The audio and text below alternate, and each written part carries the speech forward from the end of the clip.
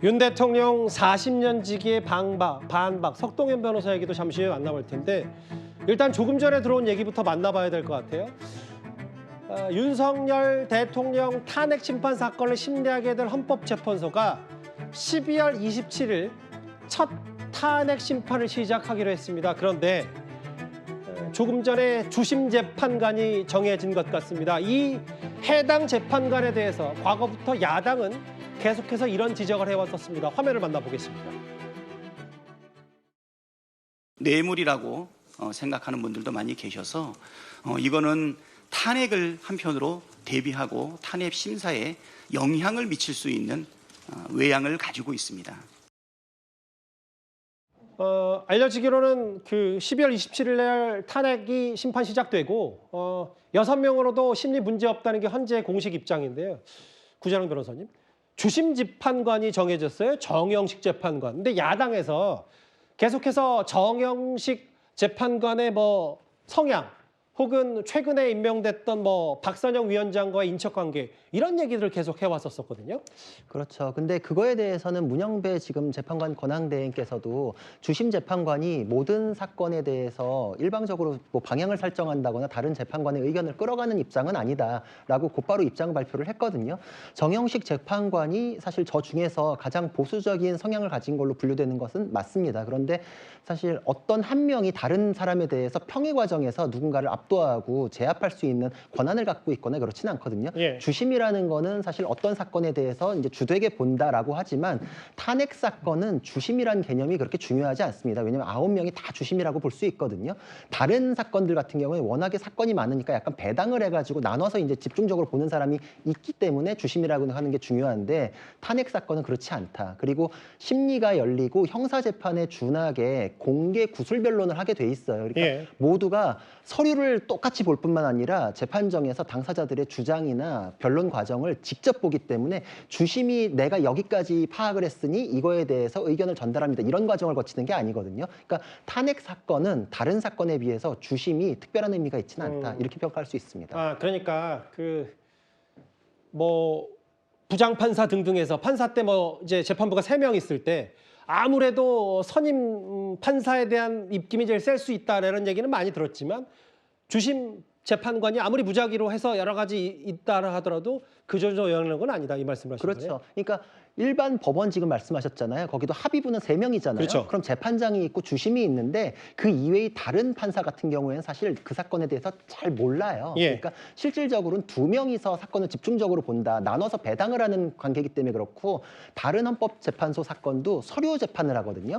서류 재판 같은 경우에는 그 방대한 서류를 주심이 굉장히 깊게 파악을 하고 리서치 자료를 공유하는데 이거는 공개 구술 변론을 원칙으로 하기 때문에 다른 사건하고는 다르다. 주심이 일방적으로 끌어갈 수 있는 사건은 아니다. 이렇게 볼 수 있습니다. 지금 조금 전에 헌법재판소에서 퇴근길에 오르는 정영식 재판관 취재진의 질문에 아무런 말도 하지 않고 이제 귀가 차량에 오르긴 했는데요.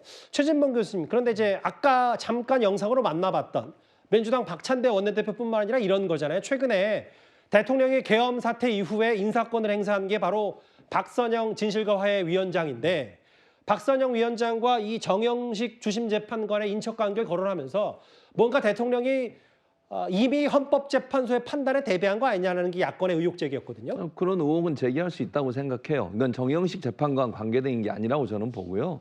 윤석열 대통령에 대한 비판이라고 생각해요. 윤석열 대통령이 이 민감한 시기에 하필이면 그분을 그리고 그분의 발언 내용들을 보면 진실과외 위원장에 적합한 인물도 아니라고 생각해요. 저분이 했던 지금 화면에 나오고 있는 저 위원장이 했던 발언들을 보면 예. 정말로 진실과외 위원회 위원장의 직분을 감당할 능력이 있냐 저는 아니라고 봅니다. 그 분명히 잘못됐어요. 다만 그렇다 해서 정영식 재판관이 제대로 된 재판을 안 할 것이다. 그렇게 저는 보지 않아요. 그렇기 때문에 이 두 개를 연결시키는 것에 대해서는 그러니까 우려는 전달할 수 있고 혹은 전달할 수 있다고 생각합니다. 그리고 박선영 저 위원장에 대해서 저는 절대로 저 자리에 적합하지 않는 사람이라고 생각하지만 그렇다 하더라도 정영식 재판관이 주심이 돼서 재판하는 과정에 공정하지 않게 하거나 특별히 본인의 정치적 성향 때문에 법의 판단에 다른 판단을 가져올 가능성은 낮다고 저는 보고요. 헌법재판관 정도 할 정도면 정말 법과 양심에 따라 할 거라고 생각해요. 그래서 그 부분에 대한 비판은 민주당의 비판은 윤석열 대통령에 대한 비판이지 정영식 재판관에 대한 비판은 아니라고 생각합니다. 6명 중에 단 한 명이라도 동의하지 않으면 대통령이 파면 여부를 결정할 수 있는 단 한 명씩의 다 재판관이기 때문에 그런데 이런 부분이 있을 겁니다. 윤석열 대통령이 지난 토요일 탄핵소추안이 국회를 통과한 이후에 결코 포기하지 않겠다. 이 말이 일각에서는 헌재 가서 정치 투쟁하는 거 아니냐 이런 해석도 나오고 있습니다. 오늘 정치 시그널에 출연한 우상호 전 의원의 얘기입니다. 자기 지지층을 격동시켜서 자기가 부당하게 탄핵되었다고 보고 내전으로 끌고 가려고 하는, 자기를 지지하는 사람들을 격동시켜서 탄핵 찬성파와 격돌을 시켜서 국가 혼란을 부추겨서 살아나려고 하는 태도예요. 자기를 지지하는 대중들, 지지자들을 동원하겠다는 생각으로 버티면서 도와주세요, 제가 이런 부당한 탄압을 받고 있습니다라고 선동하는 게 아니냐.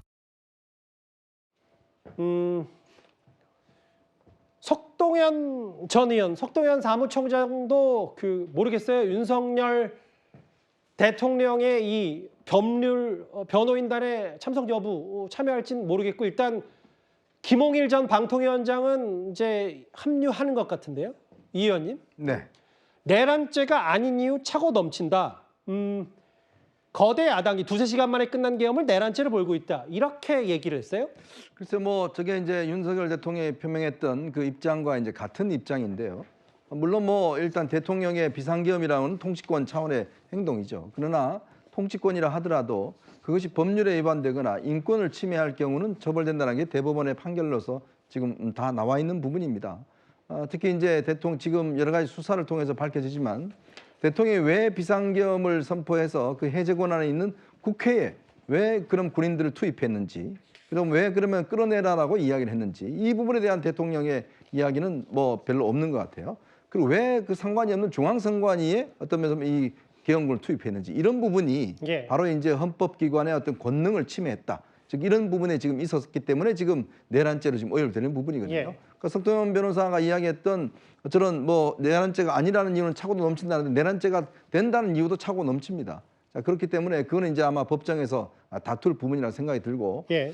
제가 듣기로는 아마 이 변호인 구성이 꽤 좀 어렵다는 이야기를 많이 들었어요. 그 뭐냐면 사실은 지금 헌법재판소의 그 심리는 주로 전 헌법재판관이라든지 예. 그리고 헌법 관련된 부분을 한 분들을 좀 많이 모셔와야 되는데 이제 그게 좀 상당히 좀 난항을 겪고 있다는 이야기를 듣고 있고, 지금 이제 김홍일 전 방통위원장이 아마 이제 좌장을 맡고, 석동현 변호사는 제가 알기로는 아마 이 도움은 주는데 뭐 전면에 나설 것 같지는 않습니다. 그러니까 변호인단에 합류를 하지 않고 뭐 주변에서 조언을 하겠다 뭐 이 얘기인가요? 왜냐하면 이게 이제 참 변호인들한테는 내란죄에 대한 어떤 변호인이라는 게 좀 어떤 개인적인 그렇고, 아마 이제 대통령이 아마 본인과 관련된 뭐 친구라든 이런 분들한테 부탁은 하고 있는데 예. 그것이 그렇게 순조롭지는 않다는 이야기는 듣고 있습니다.